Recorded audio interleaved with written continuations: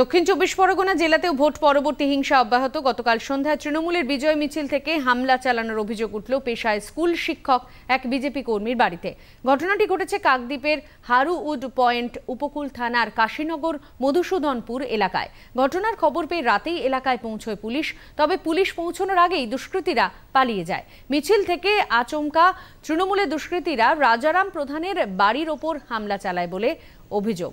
পাশাপাশি বাড়ি সংলগ্ন রাজারামের চাষ জমির চারপাশে তৃণমূলের ব্যানার এবং পতাকা লাগিয়ে জোর জবরদস্তি দখল করা হয় বলে অভিযোগ। বাঁশ এবং বাটাম দিয়ে ভেঙে ফেলা হয় ঘরের দরজা জানলা।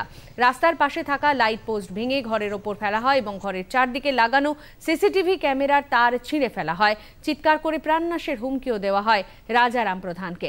রাজারামকে না পেয়ে তাঁর বৃদ্ধা মাকে ধাক্কা দিয়ে ফেলে দেওয়া হয় বলে অভিযোগ এবং শ্রীনগর পঞ্চায়েতের প্রধান মনোরমা মিদ্দার স্বামী রবীন্দ্রনাথ মিদ্দার নেতৃত্বে তৃণমূলের দুষ্কৃতী বাহিনী এই হামলা চালায় বলে অভিযোগ। তবে তৃণমূল সব অভিযোগ অস্বীকার করেছে। আমার বাড়িতে আক্রমণ চালায় বাঁশ বাটাম দিয়ে, আমার বাড়ির জানালা এবং সিসি ক্যামেরা তার ফারগুলো ছিঁড়ে জানালার কাঁচ ভাঙে এবং ইলেকট্রিক পোস্ট আছে, সেই পোস্টে আলো আছে, তাকেও আমার বাড়িতে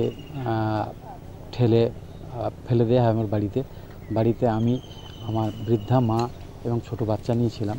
বাড়ির ভেতরেই আমরা কোনো রকমে প্রাণ নিয়ে ভেতরে ঢুকে যাই, নয়তো আমাদেরকে ধরলে মেরে ফেলতে পারতো।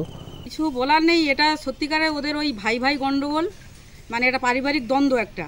এটা নিয়ে পার্টির নামে ওরা বদনাম করছে এবং এটা দীর্ঘদিন করে আসছে। ওরা ওদের মানে পারিবারিক সমস্যাটা সেইটা নিয়ে দলের নামে চাপিয়ে দিচ্ছে। এরকম কোনো ঘটনাই হয়নি কালকে, আমার জানা নেই, আমার নলেজে কই নেই এরকম। 4 তারিখে তৃণমূল সারা রাজ্যে বিজয় মিছিলের নামে তাণ্ডব চালিয়েছে। এই তাণ্ডব চালিয়েও তাদের শান্তি হয়নি। গতকালকে আবার নতুন করে একটা বিজয় মিছিলের নাম করে সারা রাজ্য জুড়ে যে সন্ত্রাস চালিয়েছে, তারই অঙ্গে আমরা দেখতে পাচ্ছি কাকদ্বীপ বিধানসভার শ্রীনগর গ্রাম পঞ্চায়েতের আমাদের বুথ সভাপতি রাজারাম প্রধানের বাড়িতে যে অত্যাচার হয়েছে, তার ঘর বাড়ি পুরো ভেঙে দেওয়া হয়েছে। তাকে বাড়িতে পায়নি বলে তার বৃদ্ধ মাকে যে কায়দায় তৃণমূলীরা আক্রমণ করেছে। পশ্চিমবঙ্গের মতন জায়গায় যে আমরা বাস করে বেঁচে আছি, এটাই আমাদের কাছে বড় কথা।